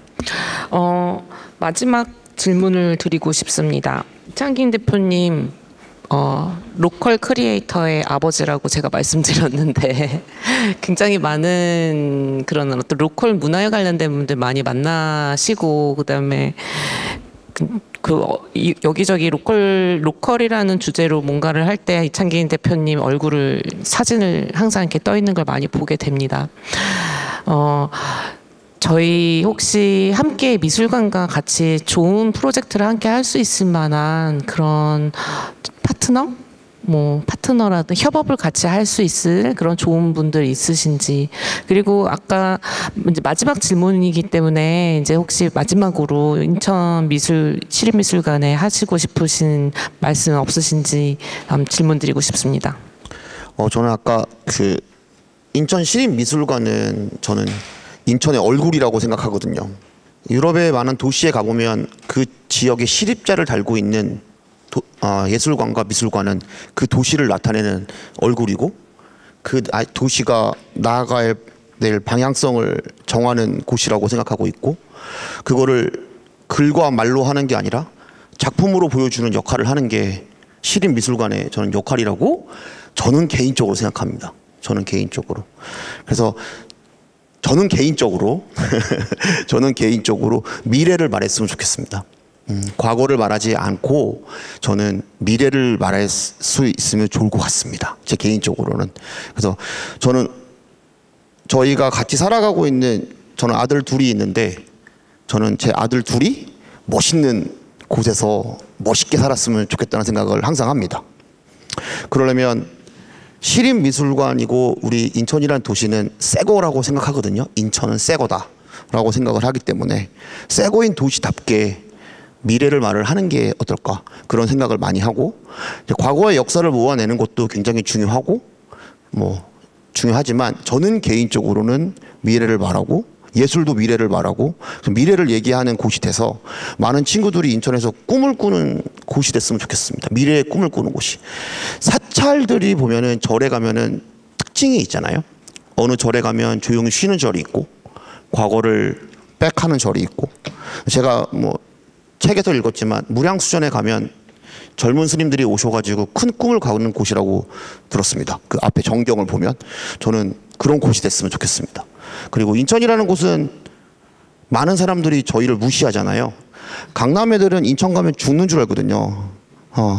그러니까 무시하니까 우리 괜찮다, 우리 멋있다 정도 말할 수 있어야 되지 않을까요? 우리 충분히 멋있잖아요. 그래서 좀 미래를 말하고 가능성을 말하고 이제 그런 거를 보여주는 그런 곳이 되었으면 좋겠고, 그 다음에 누군가가 총책임을 맡고 할 텐데 그 분을 멋진 사람으로 뽑아야 된다고 생각합니다. 그래야지 전체적인 기획이 멋있어지고, 전 세계적으로 유명한 브랜드들이, 그 다음에 클래식을 갖고 있는 그런 명품들이 돈도 많고 역사와 전통도 있고 스토리도 있지만 매해 크리에이티브 디렉터를 뽑고 국가에 관계없이 사람을 데리고 오고, 그 다음 전혀 다른 세계에 있는 사람을 크리에이티브 디렉터로 들이잖아요. 그러면 그 명품이 그 색깔이 확 바뀌잖아요. 근데 우리는 또 시간이 지나면 그것도 그 명품의 하나의 결로 인식하잖아요. 루이비통 같은 경우에는 그 어떤 작가가 들어와서, 예술가가 들어와서, 이상한 예술가가 들어와서 거기다가 말도 안 되게 색을 입혔고 지금은 그게 루이비통의 하나의 켜가 됐고 논란도 엄청 됐지만 켜가 됐고 지금 하나의 역사가 됐고 하나의 서사가 되었다고 생각이 드는 것처럼 이제 우리도 누군가가 시립미술관을 기획을 할 거고 그 누군가가 저는 굉장히 중요한 사람이라고 생각을 하고 있습니다. 그래서 그 사람을 잘 뽑아내는 게 전체 일의 90%이지 않을까. 잘 부탁드리겠습니다. 인천을 위해서. 네, 감사합니다. 네, 감사합니다. 저희 이제 정말 마무리하려고 그러는데요. 지금 다시는 기회가 없으실 인천 시립미술관에 해주시고 싶은 마지막 잔소리. 나는 인천시립미술관 정말 아직은 늦지 않았으니까 아직 실시 설계 시작하지 않았으니까 이제 사실 올해 저희 이 세미나가 처음으로 좀 이렇게 대중에게 외부에 이렇게 알려지게 되는 프로그램 첫 프로그램이거든요. 그래서 마지막으로 나 이 잔소리는 꼭 하고 가고 싶다. 하는 그런 거 없으실까요? 저희 의무적으로 마지막에서부터 저희 이창길 대표님부터 마이크를 돌리면서 한번 말씀을 듣고 싶습니다. 저항에 부딪힐 수도 있다. 저항을 이겨내자. 그 말씀을 하셨어요. 그래서 곧 이제 그걸 여쭤보고 싶은데 그 이야기 전에 제 이야기만 제 나름대로의 저항이랄까 이 미술관 건립의 정말 중요한 문제는 이 아트라는 것은 나는 기본적으로 새로움이랄까 활력이랄까 이런 것이 중시되어야 되고 보는데 지금 이제 제일 좀 이렇게 걸림돌이 사실은 시립에서 이걸 주도하는 것이 장점이 하지만 상당히 장점이 있습니다. 아까 이제 그 김남성 얘기대로 사립하고 다르게 이게 좀 움직이는데 시간이 걸린다는 거예요, 그죠? 그리고 그런 거하고 그 다음에 직급이나 이런 것들을 기존 제도로 그대로 유지를 한다면은 이거는 아무리 여기서 이런 세미나를 떠들어도 이거는 기본적으로 문제가 있어요. 근데 그거 하나고 그러니까 뭐 다른 문제들도 있을 겁니다. 그러니까 이제 그 공립에서 한다는 것 자체가 장점이 있지만은 단점이 있다는 거죠. 그다음 또 하나는 그 이제 여기 인천 기반 작가들도 있지만은 인천의 지역성도 당연히 중요하죠. 그러나 예를 들면 지역의 원로가 관장이 돼야 된다든지 그다음에 지역의 미술 작품이 무조건 저 소장품의 우선순위가 된다든지 이른바 지역 패권주의라는 것도 상당히 조심해야 된다고 봅니다. 그래서 나는 그 두 가지 뭐 짧게 얘기했지만 그 두 가지가 다른 지역에서도 좀 문제가 일어난 적도 있고 실제로 그것이 미술관 문화의 발전의 발목을 잡는 경우도 있었습니다. 그래서 내 생각은 그렇고 질문 거기서 답을 좀 어떤 저항에 부딪힐 것인지. 그런 말은 한 적 없지만 저희가 생각하는 거는 아까도 말했지만 그 인천 시립미술관이고 시립이라고 달고 있는 뜻이 굉장한 뜻이라고 생각을 하고 있기 때문에 저는 적어도 새로운 방향성을 가리키고 새로운 것을 말을 할 때는 언제나 많은 사람의 반대가 있다라고 생각을 합니다. 근데 이제는 지금까지 대한민국에서는 불특정 다수를 위해서 굉장히 많은 노력을 해왔지만 이제 대한민국에서는 이제는 전 세계를 대상으로 우리가 무언가를 제공해야 되는 시점이 되지 않았을까. 근데 세상에 없는 것들을 제공한다는 것은 언제나 반대에 부딪힌다고 생각을 하고 그 수많은 반대가 명예롭다고 생각을 하고 욕을 먹고 결국 10년 후에 여기 계신 분들이 최고가 되었으면 좋겠습니다. 욕먹을 각오를 하는 게 좋고 그리고 세상에 이제 대한민국 정도 되면은 맞고 틀린 거는 이제 없는 국가라고 생각합니다. 그렇다면 철학이 아까 기자님 말씀하신 철학이 중요하다고 말했고 따라서 철학이 중요하고 제일 중요하고 그러면 이제 누군가가 리더가 돼서 움직일 텐데 그 리더를 잘 뽑으시기 바랍니다. 그렇죠. 그거는 처음부터 계속 나왔던 얘기였던 것 같은데 관장님 빨리 뽑으라고. 네.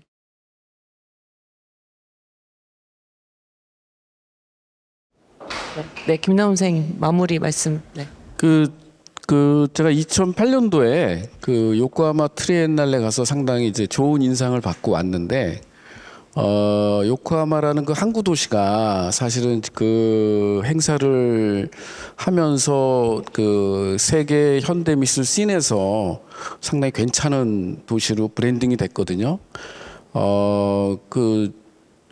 저는 우리 여기 이제 젊은 뭐 저보다 이제 젊은 기획자나 평론가들 뭐 그 있는데 우리 김복희 선생님이 우려한 것처럼 지금 지역의 그런 뭐 패권주의란 말은 굉장히 좀 강한 표현이긴 하지만 사실은 청년 작가들이 그 자기 고향을 이탈해 가지고 서울 수도권으로 오거나 해외로 나가는 이유가 젊은 작가들이나 젊은 기획자들이 길을 필 수가 없기 때문에 그다음에 또 우리 사회의 학연 지연의 이 줄 세우기가 사실은 지역으로 갈수록 강합니다. 뭐 인천은 좀 독특한 지역이지만 그래서 사실은 현대 미술은 그냥 쉽게 말하면 창의적이고 자유롭고 개방적이고 뭐 이런 가치들을 지향하잖아요.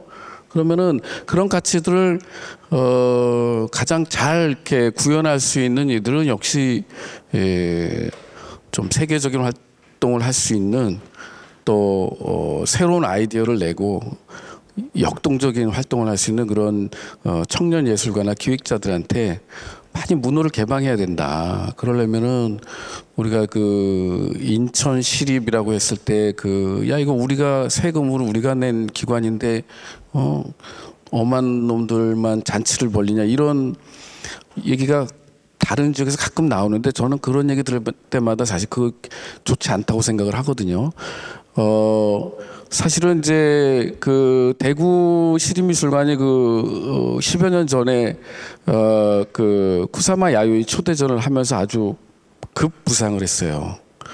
뭐 동의하지 않는 분도 있지만은 결국은 이제 미술관이 자기 브랜딩을 하고 상징성을 획득하고 유력한 기관이 되려면 결국은 좋은 콘텐츠, 그 다음에 앞서 얘기한 미래지향적인, 그 다음에 우리 시대에 의미 있는 발언을 한 메시지를 주고 공감을 준 그런 예술가들이나 예술 형식들을 적극적으로 이렇게 유치하고 초대하고 표현해야 그게 지역에 도움이 되는 거지. 지역에 그냥 오래 계셨다고, 여기서 평생 계셨다고, 물론 존중하죠. 존중하지만 이 국가기관인 시립미술관의 역할하고는 다르다. 그런 어떤 그 긴장, 갈등을 어떻게 잘 해소하면서 이렇게 나아가느냐, 그게 큰 관건이 아닐까 생각을 합니다. 네, 감사합니다. 저 이상으로 인천시립미술관 사전 홍보 기반 구축 행사 3차 전문가 세미나를 마치도록 하겠습니다. 참석해 주신 전문가 선생님들 너무 감사드리고요. 저희가 아까 지속적으로 말씀드렸지만 10월 30일에는 정말 많이 홍보가 돼야 됩니다. 10월 30일에 이제 시민들이 참여할 수 있는 시민공개 포럼에서도 많은 관심 가져주시기 바랍니다. 본 세미나는 저희가 말씀드렸듯이 향후 영상 및 자료집으로 제작될 예정이며 이게 뭐 풀 영상으로 오픈되는 건 아닙니다. 편집해서 나가는 거고요. 그리고 인천시립미술관 건립을 위한 과정들 아카이빙 하라고 조언해 주셨는데 저희가 잘 아카이빙하고 자료들 남겨놓겠습니다. 이상으로 전문가 연구 세미나를 마치도록 하겠습니다. 오랜 시간 수고하셨습니다.